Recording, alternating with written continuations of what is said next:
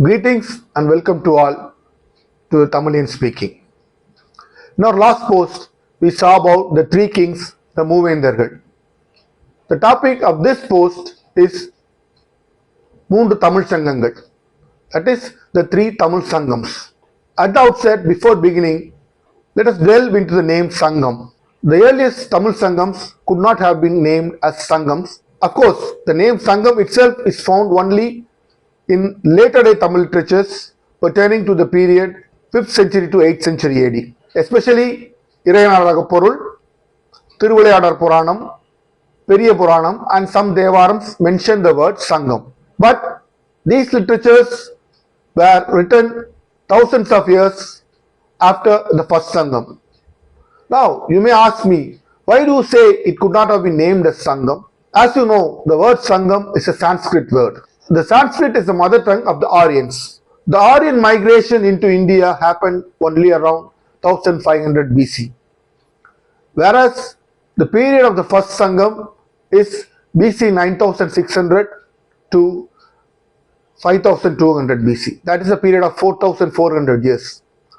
Now, it was at least 8000 years before the Aryans came into India. Therefore, at that time, the Tamilians would not even have heard the name Sangam. The most proper name would have been some Tamil name. Now, Sangam means a place where everybody is meeting together for a purpose. Place where a meeting takes place, a place where a fair takes place. Now, the proper name would have been Kudal, that is meeting for Tamil, or Katkootamaipu, or conglomeration of poets. The name Sangam could not have been given to the Sangams because it happened much prior. Especially the first two Sangams happened much prior to the Aryans migrating into India. Therefore, the name Sangam itself is a misnomer. It would have been called by some other name. Of course, the Sangams did happen, but the name was not Sangam. That's what we are saying. Now, you may at the outset say that since the name itself is a misnomer, they would not have happened. The Sangam itself is a fallacy. That is not true. Because the kings and everything is clearly given there. Now, the first Sangam took place at Madurai. The Madurai that I am mentioning here is not the present day Madurai. It was a Madurai which got submerged into the sea. So, the period of the first Sangam was BC 9600 to 5200. That is, it took place for a period of 4400 years. There were 4449 poets in that, and during that period, the 89 Pandya kings reigned over Madurai. Now you know that the Sangam was established by the Pandyan kings, and they were the greatest patrons of the Tamil language. Now, the first king who reigned over the Sangam was Kesinavaladi, and the last king was Kadungon. And incidentally, the last king of the first Sangam was the first king of the second Sangam or the middle Sangam. Sangams have continuously started from BC 9600 to AD 200. Some say it's AD 200, some say it's AD 300. Now, in between there were 89 kings, and the chief poet, that role was ascribed to Agastya, and Lord Shiva, Lord Muruga, Kubera, etc. were also supposed to be the poets of the first Sangam as mentioned by Irayanaraga Porul. Now, Irayanaraga Porul, this is the major book that talks about the Sangams. There are also fleeting mentions about it in Devaram, Thiruvilayadar Puranam and Periya Puranam. But the major mention about the Sangams is given in Irayanaraga Porul. It is a book which is written thousands of years after the first and the second Sangam. It was a book which was written during 5th century to 8th century AD by Nakirnar. So it is the first book which mentions Agastya as the chief poet. Now, you all know that Rishi Agastya was an Aryan and Sanskrit was his mother tongue. Now, we have already mentioned that the Aryans themselves migrated into India only in 1500 BC. Then, if the Aryans had migrated into India only in 1500 BC, then Agastya could not have been the head poet of the first Tamil Sangam, which took place more than 8000 years before the Aryan migration to India. Therefore, Tamil scholars discount the theory that Agastya was the chief poet. And since there is no historical evidence, maybe the inclusion of other names, the Tamil scholars suggest is to ascribe divinity to the Tamil language. They may have included the other names into it.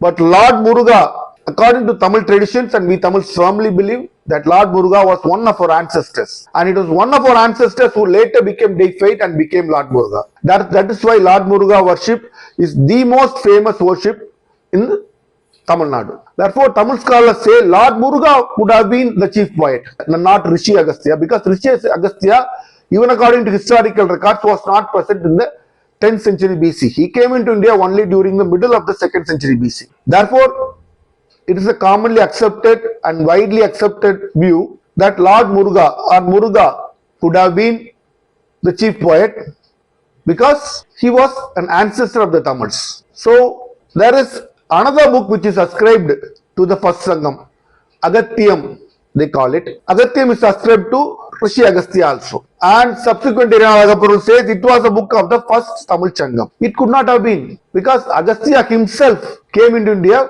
at a much later period of time. Therefore, we can only come to the conclusion that the book called Agatyam, which is supposed to have been the first grammar book, itself was a fallacy or a non-existent one. Now, we also know Tolgapiyam, which is one of the oldest grammar treatise in the whole world, that is ascribed only to the second Sangam. Therefore, Agatyam could not have existed in the first Sangam because Agastya himself did not exist during the first Sangam. That is what Tamil scholars say. Now, to add to that point, many people say that since Sanskrit came into India only around 1500 BC and the written script of Sanskrit developed only around 3rd century BC to 2nd century AD, Agastya could not have given any grammar to Tamil because by that time Tamil had written letters and having come from a language which did not have script, he could not have proceeded further to learn another language and give grammar to it. And the time gap is also huge and immense.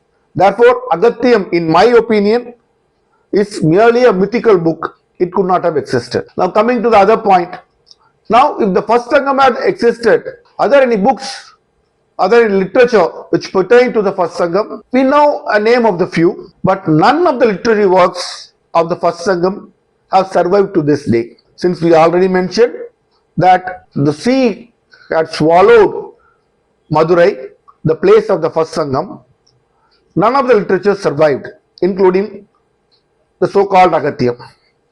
So that gave them a chance to include, since none of the literature survived, the later day literarians, especially Iranagapurul, has inserted Agatyam. That is what I feel has happened in this case. Now, why did they do it? Maybe they wanted to ascribe an earlier day to Sanskrit than Tamil. Maybe that was their reason. And I do accept the fact that these are all Tamil literatures and none of them are Sanskrit literatures.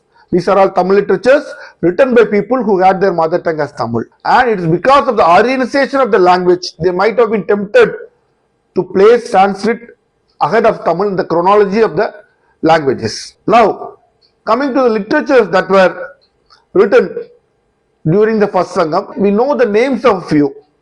They are Perumbaribadal, Mudukurugu, Mudunarai, Kalariya Virai. These names we know of some of the literatures in the first Sangam period. But unfortunately, none of them have survived. And the most important point to note, and which also supports my contention that it could not have been Sangam, is as far as I know, or as far as to the limitation of my knowledge, the word Sangam is not at all found in any literary works of even in the last Sangam. That is from BC 3rd century to AD 3rd century. The Pattu Pattu or Padanan Keelkadakku notes do not mention the word Sangam. It is first mentioned only after the Sangam has ended. All the Sangam has ended in subsequent book called Iranagapurul. Therefore, Sangam, the name of the Tamil conference could not have been Sangam. It could only have been Kudal or Kutamipu or some other Tamil name. Therefore, in this post, we have seen why the name could not have been Sangam and also saw the literature, the kings and the number of poets and the place where the first Sangam took place. Now next video we will discuss in detail about the second and the third Sangams. Till then, Vanakkam.